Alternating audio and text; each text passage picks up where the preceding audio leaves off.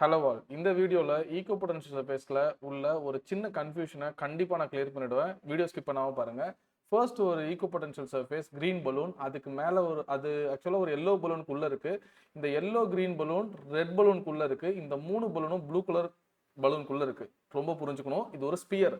ஆனா 2Dல காமிக்கும் போது சர்க்கிள் மாதிரி தான் காமிப்பாங்க. இதை நல்லா நீங்க அப்சர்வ் பண்ணீங்கன்னா எல்லோ பலூனுக்கும் கிரீன் கலர் பலூனுக்கும் உள்ள கேப், இந்த லெஃப்ட் சைடு டயக்ராம் பாருங்க, இந்த கேப் ரொம்ப கம்மியா இருக்கும்.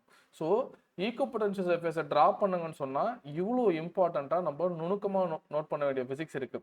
அண்ட் எல்லோக்கும் ரெட்டும் இருக்கிற கேப்பு இங்க இருந்த கேப்பை விட கொஞ்சம் அதிகம். கரெக்டா? எஸ்.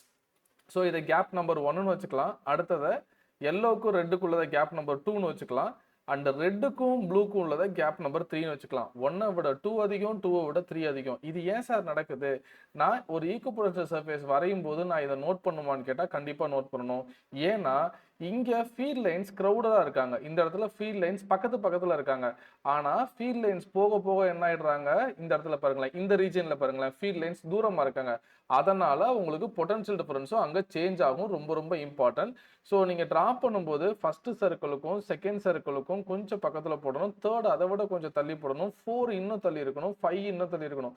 இதுதான் ஈகோபொட்டன்ஷியல் சர்ஃபேஸை ஸ்கெட்ச் பண்ண சொன்னா நம்ம ப்ராப்பரா பண்ண வேண்டிய விஷயம். சரி சார், இப்போ ஒர்க் டன் ஆன் ஈகோபொட்டன்ஷியல் சர்ஃபேஸ் 0ன்னு சொல்றாங்களே, அது என்னன்னு கேட்டா நிறைய பேர் என்ன புரிஞ்சுக்கிறாங்க அப்படின்னா, இந்த எல்லோ டு ரெட் போகும்போது 0ன்னு புரிஞ்சுக்கிறாங்க. கிடையாது. இப்போ நான் ஒரு சார்ஜ் என்ன பண்றேன் அப்படின்னா, இந்த பாயிண்ட் வேணா எடுத்துக்கலாம். இந்த கிரீன் கலருக்குள்ளேயே நான் நகர்த்துறேன். சரியா? இது பாயிண்ட் ஏ, இது பாயிண்ட் பி. நான் ஒர்க் பண்றது இந்த கிரீன் பலூன்லயே, அந்த பலூன் மேலே ஏ டு பி போறேன். அப்போ ஒர்க் டன் 0. ஆனா கிரீன் பலூன்ல இருந்து நான் எல்லோ பலூனுக்கு போனேன், இல்ல எல்லோ பலூன்ல இருந்து நான் ரெட் கலர் பலூனுக்கு போறேன்னா கண்டிப்பா ஒர்க் இருக்கும். So very important.